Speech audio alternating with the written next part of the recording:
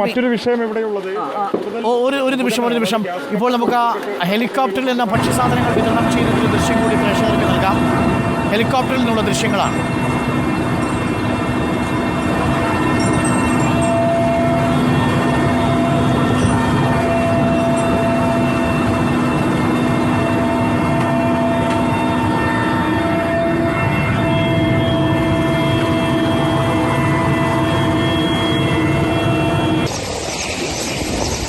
ഹെലികോപ്റ്ററിൽ നിന്ന് അവശ്യ സാധനങ്ങൾ ഇപ്പോൾ സംഭവ സ്ഥലത്തേക്ക് എത്തിച്ച് ദുരന്ത സ്ഥലത്തേക്ക് എത്തിച്ച് വിതരണം ചെയ്യുന്നതിൻ്റെ ദൃശ്യങ്ങളും ഒപ്പം ഹെലികോപ്റ്ററിലേക്ക് സാധനങ്ങൾ കയറ്റുന്നതിൻ്റെ ദൃശ്യങ്ങളുമാണ് ആർമി നമുക്കിപ്പോൾ പങ്കുവച്ചിരിക്കുന്നത്.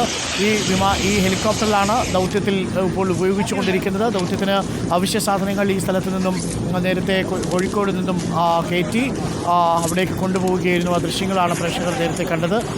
അല്പസമയത്തിന് മുമ്പാണ് ഈ അവശ്യ സാധനങ്ങളുമായുള്ള ഹെലികോപ്റ്റർ മുണ്ടകൈ ഭാഗത്ത് പറന്നിറങ്ങുകയും അവിടെ അവശ്യ സാധനങ്ങളും ഒപ്പം തന്നെ മെഡിക്കൽ എയ്ഡുകളും ഒക്കെ ആയിട്ടുള്ള ഈ ഉപകരണങ്ങൾ സാധനങ്ങളുമെല്ലാം അവിടെ എത്തിച്ചത്.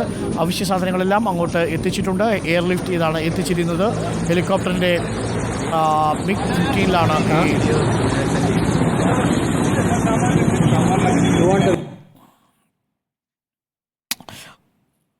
ആ ദൃശ്യങ്ങൾ പ്രേക്ഷകർ കണ്ടിരുന്നു. അല്പസമയം മുമ്പ് മുണ്ടകൈ ഭാഗത്ത് ഈ ഹെലികോപ്റ്ററിൽ നിന്ന് അവശ്യ വസ്തുക്കൾ വിതരണം ചെയ്തിരുന്നു. ആർമിയുടെയും എയർഫോഴ്സിൻ്റെയും സംഘമാണ് അവശ്യ വസ്തുക്കൾ കോഴിക്കോട് നിന്നും ഇന്ന് എയർലിഫ്റ്റ് ചെയ്ത് അവിടേക്ക് എത്തിച്ചിരുന്നത്. ദൃശ്യങ്ങളാണ് പ്രേക്ഷകർ കണ്ടത്. ഇപ്പോൾ ഏറ്റവും പ്രധാനപ്പെട്ട വിവരം പ്രേക്ഷകരിലേക്ക് എത്തുന്നത് മിസ്സിംഗ് പീപ്പിളുകളുടെ എണ്ണം കൂടുന്നു എന്നുള്ളതാണ്. മിസ്സിംഗ് പീപ്പിൾ കാണാതായവരുടെ എണ്ണം 200-ലധികമായിരിക്കുന്നു.